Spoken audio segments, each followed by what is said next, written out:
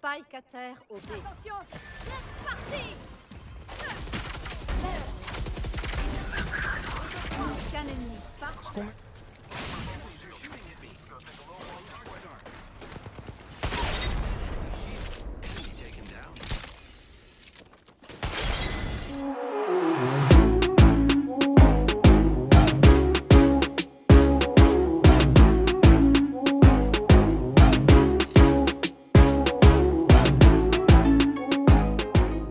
Et yo YouTube, j'espère que vous allez tous très bien et dans cette vidéo nous parlerons de la souris Aerox 3 Wireless de SteelSeries. C'est pour moi la meilleure souris FPS compétitive de la marque grâce notamment à ses 69 grammes malgré son RGB bien présent. Ce n'est donc pas étonnant de l'avoir vu utilisé par Gotaga la Z-Lan étant sponsorisée par SteelSeries. Cette vidéo n'est pas sponsorisée d'ailleurs mais je tiens à signaler que la souris a été envoyée par SteelSeries et je tiens donc à les remercier au passage. Cependant cela n'impactera en rien mon avis à son propos bien évidemment. La marque a d'ailleurs aussi proposé de vous faire gagner une de ses souris lors d'un concours sur Twitter, qui est vraiment top de leur part du coup. Je vous mettrai donc le lien du giveaway dans la description si vous voulez participer et je vous invite bien sûr à le faire. Je vais review le modèle de 2022 dont la principale différence en fait est l'ajout de larges et meilleurs patins que les 4 présents auparavant. Il y a aussi peut-être une amélioration au niveau de la qualité mais ça je peux pas vous le certifier. Elle est disponible donc en noir appelé Onyx, en blanche appelée Snow ou encore en translucide sous l'appellation Ghost. La review sera pas mal longue je pense, tu pourras naviguer bien évidemment avec la table des matières et n'hésite donc pas à lâcher ton petit pouce bleu pour m'aider au référencement ou encore à t'abonner si tu me découvres juste maintenant. Avant de parler vraiment de la souris, je vais quand même me présenter brièvement si tu découvres ma chaîne.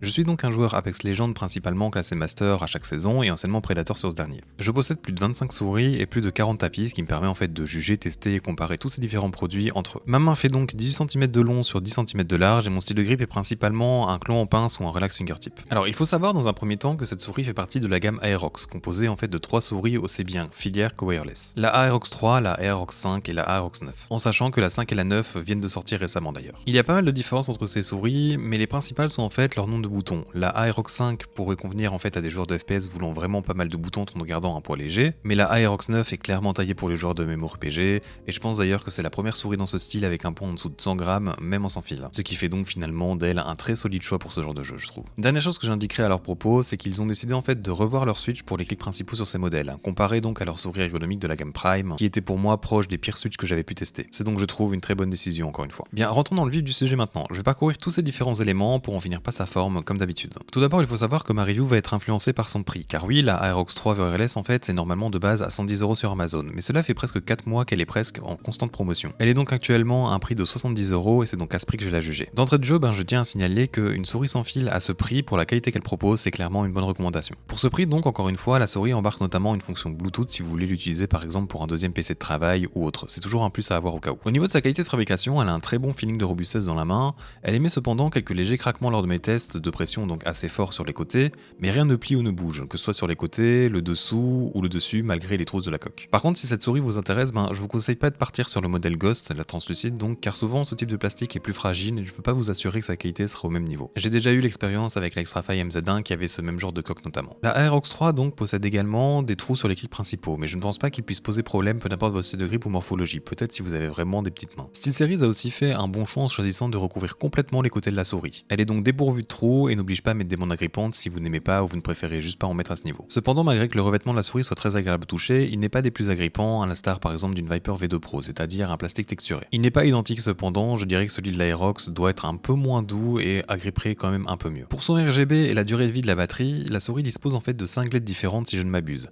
Donc nous avons 2 au milieu, 2 vers l'arrière et une dernière vers la fin. Cela est sûrement dû d'ailleurs à l'option qui permet à l'éclairage de s'éteindre complètement lorsqu'elle est en mouvement, pour économiser en fait un maximum de batterie. C'est une option qu'on ne retrouve pas sur chaque souris et c'est d'ailleurs dommage car c'est très pratique. Il est appelé ici le mode illumination intelligent. Pour la méthode de rechargement, nous avons donc de l'USB-C. Continuons d'ailleurs sur le logiciel ainsi que son capteur. Comme à chaque fois, je vous conseille de télécharger le logiciel de la souris ainsi que faire la mise à jour pour cette dernière pour éviter tout problème. Le capteur qu'utilise SteelSeries est leur version modifiée du Pixar 3335 qui a donc un train de retard, voire bientôt 2 avec les nouveaux 3395 qui arrivent chez d'autres marques. C'est une des raisons d'ailleurs de pourquoi le prix de 70 € m'est complètement plus logique. Un Pixar 3335 en fait ne permet pas d'ajuster le LOD ou le debounce time. La souris est il me semble à 1000 Hz de polling rate en arrivant, et si tous ces termes ne te parlent pas, je t'invite d'ailleurs à aller voir ma vidéo à leur propos ça t'intéresse, je mettrai un lien dans la description. Malgré que ce ne soit pas un capteur top tier, il est tout à fait utilisable et suffisant sans problème pour tout FPS compétitif évidemment. Je n'ai pas rencontré de problème de latence ou autre en particulier avec lui. Cependant, pour pallier à mes habitudes de 1 mm de LOD, que je préfère donc, j'ai utilisé la technique du morceau de scotch pour ce dernier. C'est une technique utilisée notamment par pas mal d'utilisateurs de la Razer Viper Mini,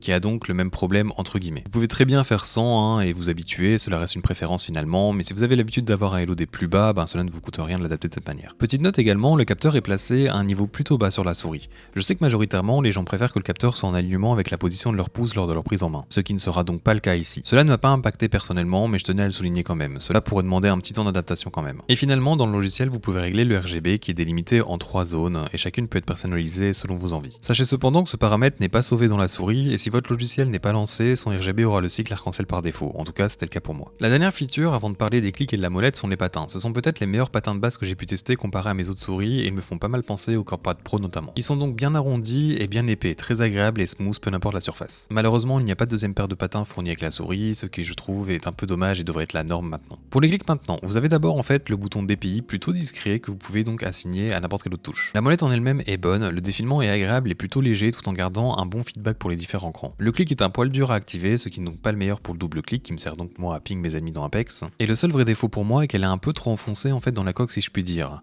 Elle ne ressort pas beaucoup entre les deux clics principaux, ce qui en fait faciliterait son utilisation, notamment pour le défilement d'un maximum de crans à la fois, qui est d'ailleurs utile pour le bunny up dans tout jeu, voire encore le tap strafe ou le trick zip dans Apex. Enchaînons sur les boutons latéraux. Leur design n'est vraiment pas le meilleur, il s'agit de 2 boutons très fins dont le morceau proéminent est juste une fine ligne. Ils ressortent cependant bien de la coque et leur ressenti est ok. Il y a pas mal de trajets avant et après l'activation du switch, qui peut donc donner une impression de léger rebondi, mais le clic en lui-même est ferme et tactile. J'ai personnellement rajouté des grids par-dessus pour faciliter leur utilisation, et j'ai donc eu une meilleure expérience après cela. Finissons maintenant les features avec les clics principaux. J'ai un peu de jeu latéralement, mais rien qui peut vraiment se ressentir en jeu. Leur forme est également légèrement courbée, ce qui peut, je trouve, améliorer le confort de votre doigt. Ce n'est pas aussi prononcé à ce niveau que sur une Razer Viper cependant. Il y a un peu de trajet avant d'actionner le switch, ce qui peut en fait faire perdre un peu de réactivité, mais rien de vraiment grave. SteelSeries utilise leur propre switch Dual Spring, qui sont donc, je dirais, un poil plus légers des Cal 8.0 d'une XM One R par exemple, qui sont donc des très bons switches. Au niveau du son, je vous propose d'écouter cela avec un rapide sound test.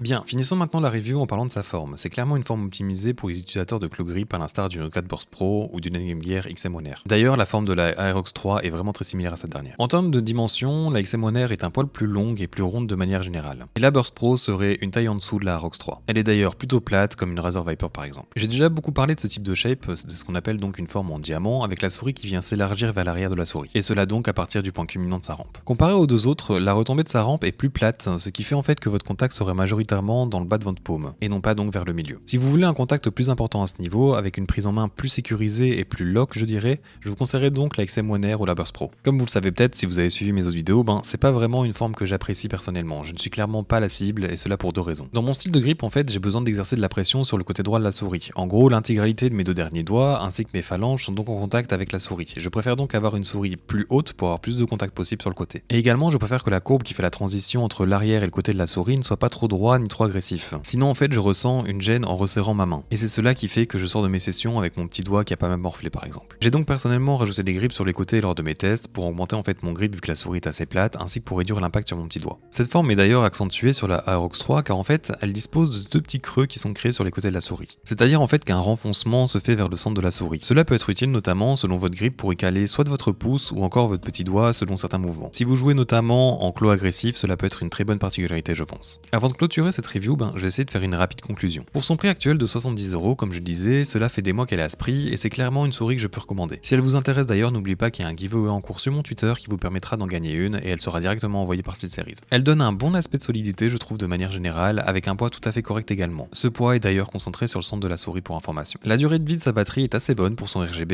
et le ressenti de chaque clic est bon. Les patins sont excellents et la technologie sans fil n'a aucun problème. Les défauts que je trouve personnellement sont le capteur qui me permet pas de changer certains paramètres plutôt utiles tactile, la molette qui ne ressort pas assez comparé aux clics principaux et les boutons latéraux qui sont trop fins. La forme en elle-même peut être très bonne selon certaines personnes, notamment si vous voulez en fait un large contact avec le bas de votre paume lors d'un claw grip par exemple. Si tu as aimé cette vidéo, n'hésite pas à lâcher ton petit pouce bleu ainsi qu'à t'abonner pour continuer à suivre tout mon contenu. Je vais te laisser avec du gameplay réalisé avec la souris comme d'habitude, je te souhaite donc de passer une agréable journée ou soirée et à bientôt.